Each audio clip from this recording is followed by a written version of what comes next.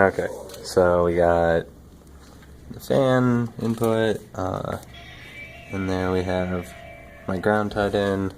120V is up here where the switch gets turned on.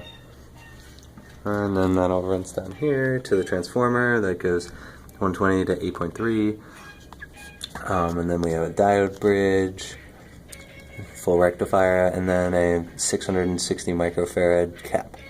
And that makes totally flat output even when you turn the fan on and off, which was making huge spike voltages that the Zener diode wasn't dealing with correctly. Okay, and then, here's the Arduino. It's simulating full load. So there's all these settings. And this is definitely fast enough for persistence of vision.